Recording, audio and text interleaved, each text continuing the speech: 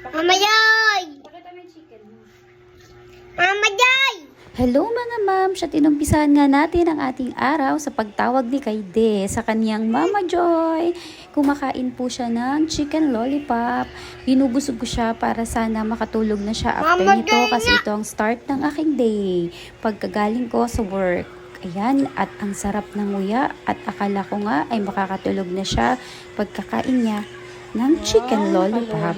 Pero ang aking prediksyon ay hindi nagkatotoo nga ni dahil ang batang yan ay ayan nagpatimpla ng dede after 10 minutes yata nakakain ng chicken, nagpatimpla na siya sa akin ng dede.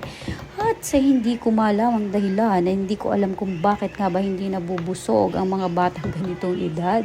Siguro kasi sa sobrang taas ng energy niya, nagtinambling na siya, nagtinalo na siya, nagtinakbo na siya. Kaya ayun, ang bilis niya talagang magutom at ang bilis niya talagang humingi ng dede. At para naman sa ating mga nanay, hindi natin pwedeng tangihan kasi hindi pa rin naman talaga kumakain ng kanin ang batang ito.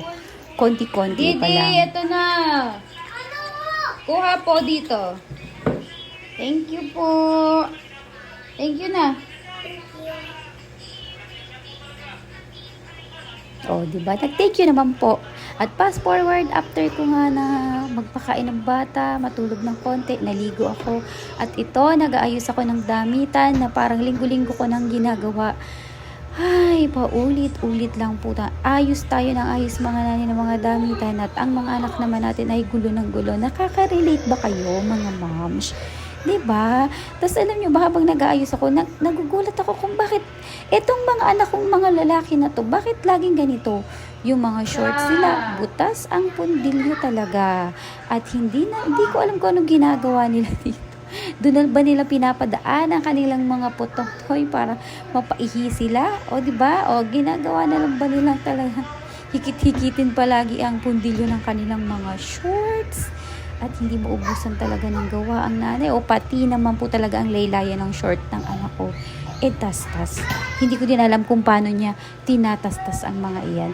Para mga 4 na shorts yung nakukuha ko dyan na tas-tas. Merong, alin niyo yung tas-tas? Tas-tas yung tagkal na yung tahi. Medyo kung malalim yung Tagalog ko, pasensya na po. Ayan, diba? Dora box yan o lagayan ng damit ng ikalawa kong anak na lalaki.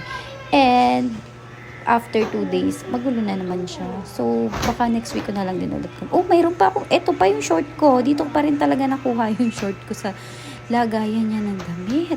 At Hagardo Versosa nga ako dyan kasi after niyan, may pasok pa ako. Parang around mga 5 p.m. yan or 6 p.m. Kasi hindi naman ako lumalabas ng bahay. So, hindi